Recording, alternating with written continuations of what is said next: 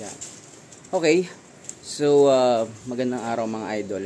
Ito naman, no, meron lang akong ipapakita sa inyo, no, kasi may mga nakikita kong post sa mga grupo ng mga sasakyan sa Facebook, no, na nagtatanong, sir, okay bang tanggalin ang battery kung matagal kong hindi gagamitin yung sasakyan? Yun yung tanong nila. Advisable ba na tanggalin?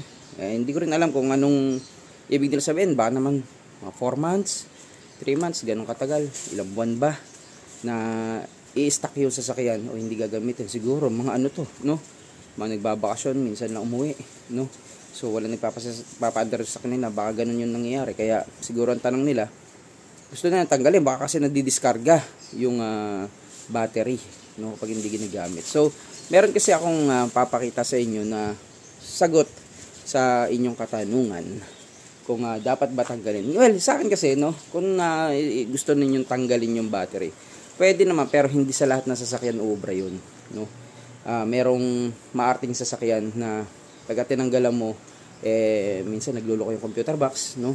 Meron din naman, no, kapag tinanggal mo siya, katulad ng BIOS, nagre-reset yung mga saved parameters niya. So, yung mga learned values na pinapreserve ng ating ECU para patakboy na maayos yung sasakyan. Nandiyan yung kapag tinanggal mo, bumabagsak yung minor, bumababa, yun. Ganun yung mga nangyayari. So, yun yung mga medyo iniiwasan natin. And, syempre, baklas kabit, mamaya, masira pa dyan, no? So, ngayon, meron na kayong papakita sa inyong gadget na makakatulong sa inyo para hindi na kayo baklas kabit ng inyong battery kung iiwan nyo lang at ang pinoproblema nyo, baka madiskarga. Ito yun, tara mga idol. Ito ngayon mga idol yung i-introduce ko sa inyong gamit, no. So actually, kung ang inyong problema nga is nadidiskarga yung sasakyan pagka iniwan nyo na napakatagal na panahon. So, huwag nyo nang tanggalin. Hayaan nyo na yan na nakakakabit dyan para yung mga saved values o mga parameters na sinave ng ating ECU is hindi na mabura. Like nga sa BIOS, talaga mabubura yun, no. Ito, pagbigyan na natin mga idol, malamang marami sa inyo alam na to. Pero pagbigyan natin yung mga hindi pa nakakaalam para ma-inform sila na meron po tayong ganito na pwedeng gamitin. Ito yung tinatawag na yan, no, maintainer battery charger, or iba is maintenance charger kung tawagin ito. So ano nga ba meron to? Anong ginagawa nito? Maintainer battery charger, no. Ano ba meron dyan, no? So pakita ko lang sa inyo. Una, syempre yung pinaka main unit nya, ito yun. So ginagamit ko to. So actually meron kasi akong generator sa bahay, no, na ginagamit. Yung generator ko is actually the electric start yun, no. So may battery rin yun. So ang problema kasi ayaw mo mag-crank kapag nawalan ng kuryente, saka ka lang magka-crank. Lalo na kapag lagi mo gustong pa-startin, no, maintain mo rin, no. So ang nangyayari is ginagamit ako siya nito. Yan. So maintenance battery charger. Ngayon, paano nga ba ito, no? So ang pwede ito is para sa 6 volts battery and 12 volts battery. Ngayon, meron siyang output na 1.5 ampere. So kapag kalobat yung sasakyan mo, is i-charge niya yun actually, no. So ito muna, no, pakita ko yung laman. And then meron kang ito, yung kanyang alligator clip, no. So ganito yan. Ito mga idol, nakalimutan ko anong tawag dito, pero ilagay ko na lang dyan mga idol yung tawag dito, no. Basta ito is ginagamit din to sa parang quick release, no. So kasi pwede yan, no, ito tulad nito. Kunyari sa motor mo, sa sasakyan, ikakabit mo to. Ang tema niyan mga idol ganito. So ang tema niyan mga idol is meron siyang mga terminal lugs dito na yan, no, positive negative. Itornilyo mo doon. Tapos meron na rin siyang fuse dito para kung sakali magkaroon ng short circuit, no, dito sa wiring na to. Tapos ito yung pinaka plug niya. So susulot mo lang to, itong pinaka sa may charger niya, isusulot mo lang ng ganyan. Yan, di pwede mo na siya uling ayan, magcha-charge na yun or i-maintain niya na yung inyong battery, no. So ngayon kung mabilisan din, no, or gusto mo i-clip mo lang, pwede naman, ito rin. So ganun din yung dulo nito. Ngayon pakita ko sa inyo kung paano gumagana to. Okay, so at ito nga mga idol, no. So wala kang gagawin dyan is kundi i-hook up ito sa inyong sasakyan. O let's say ganyan, no. Okay. Yan, nakaganyan. Yan rin, no. So, isa-safe nyo lang din. Baka kasi makawala. Mag-short yan. Though, yung ating etong unit is may short circuit protection na pagka nag-short siya, hindi masisira to. No? Pero syempre, ingat pa rin. Yan. And then, ito is actually, isasaksak mo to. Yan, no? Nakasaksak to sa wall socket. O, basta sa 220 volts, nakasaksak ng ganyan. Then, iilaw yan. Yan, ganyan. Okay? And then, ngayon, i-connect natin ha. Ito yung sinasabi ko. Kasi nga, no, meron kang dalawang option. Okay. Kasi nga mga idol, meron kang dalawang option. Kung gusto mo, kung lagi mong ginagawa is, itornilyo mo na to, dito. Yan o, tornilyo mo yung positive dyan. Tapos yung negative, sa ground, sa body. No? And then, para, ano ka na lang, oh, di hugot ka na lang. Huhugot-hugutin mo na lang dyan. O, di good to go ka na kagad. No? So, every time na gagamitin mo. Okay, so ito, is isaksak ko naman, no? So, ganyan, no? Okay, so ganyan ang kalalabasan niya. Basta siya, para siyang charger lang na ordinary na kinabit mo sa iyong sasakyan. Ngayon, kung titignan mo to, o tignan mo, ito kasi sasakyan ko, medyo matagal kong hindi nagamit, no? So, kung papansinin mo, yan o, dahil nga medyo matagal ko siyang hindi nagamit and hindi ko rin sinasaksakan neto, makita mo, sabi niya, 12 volts, then, sabi niya, 0 to 50% yung charge niya. And then dito naman, makikita mo, yung, parang indicator lang to, na pagka ito umiilaw na yan. O yan, sakto, nagpalit. No? So, more than 50 na siya. So, nagbiblink naman to. Ibig sabihin, sinacharge niya pa ng 50 to 100%. So, around 50% yung aking charge ngayon. No? State of charge. No? So, makikita mo rin dito, may nakalagay abnormal. O, ibig sabihin, sira na yung battery. 6 volts siya. Lithium ba yung inyong 12 volts battery, and 12 volts repair, no? So kunyari ang tagal na hindi nyo ginamit yung battery ninyo, ang nangyari ayaw nang gumana. So pero bago pa siya, pwede mo siyang i-try na pindutin yung repair. So ibig sabihin magpa-pulse lang yon, pipitik-pitik hanggang mag-activate itong inyong battery uli. Yun yung pinaka magiging trabaho nun, no? Pipitik-pitikin niya lang hanggang sa mabuhay uli. So medyo matagal nga lang yun. Siguro aabot yun ng oras, mga kalahating araw siguro bago maging ma-activate siya. Pero yun nga, ang tawag niya doon is 12 volts repair. Pwede yun, no? Ngayon, ano bang ginagawa niyan?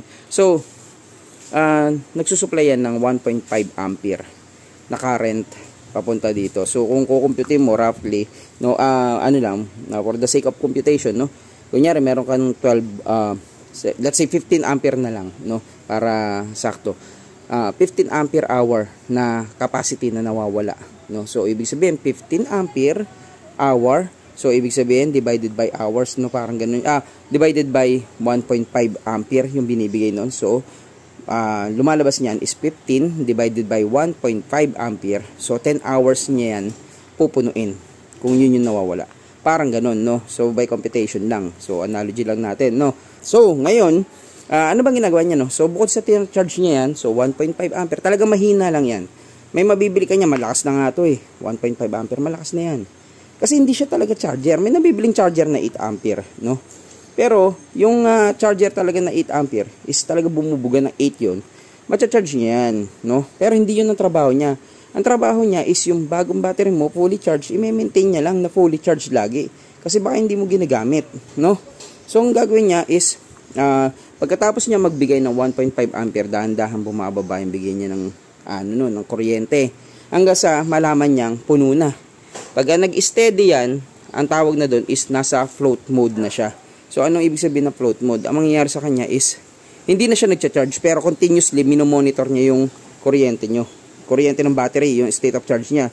Pag bumaba yan, syempre nga may maintain niya Pag bumaba yan ng certain volts and malalaman niya kasi kung ano yung state of charge mo. Pag bumaba yun, titira na naman siya. Automatic, magcha-charge na naman yan. Hanggang sa, umistop na naman siya, then float mode. So, ibig sabihin ng float mode is hindi siya na-overcharge. Yun yung trabaho niya. I-monitor to na hindi niya ma-overcharge at hindi niya rin ma-discharge. So, yun ang pinakatrabaho niya. Pero ito nga, katulad nito. Ang gagawin nyo nga is, steady na yan. Huwag niyo nang pakialaman. Hayaan nyo na.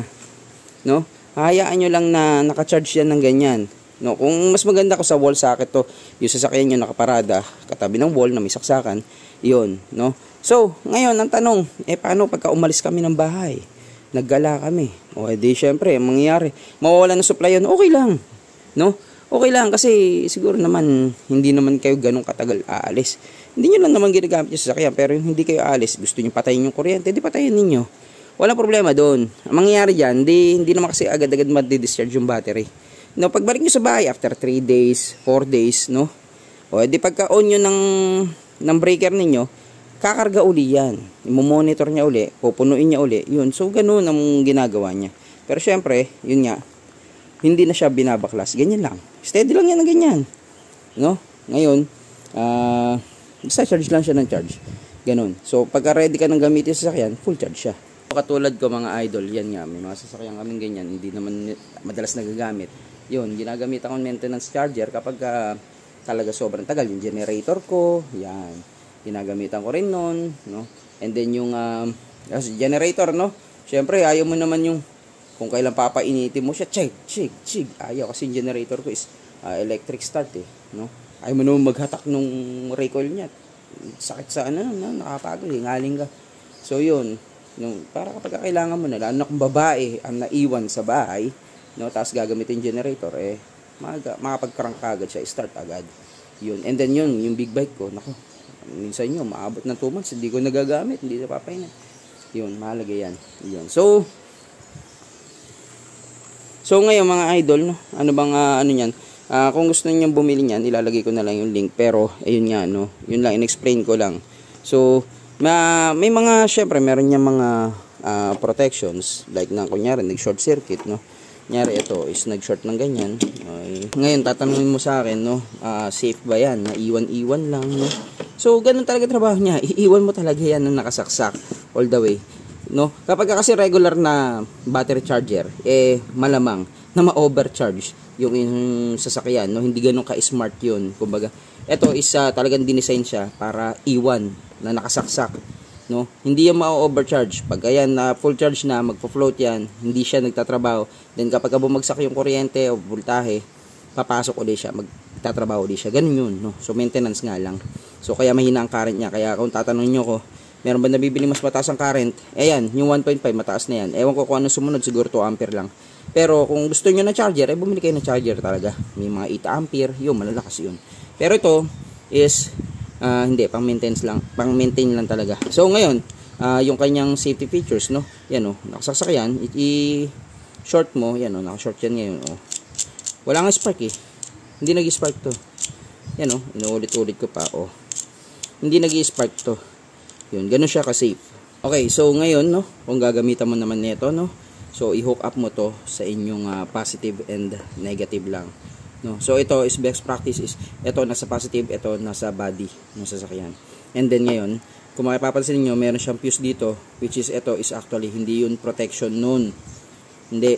Ang protection nito is para sa inyong sasakyan talaga. Kailangan yung lagyan ng fuse kasi may wire siyang ganyan, oh.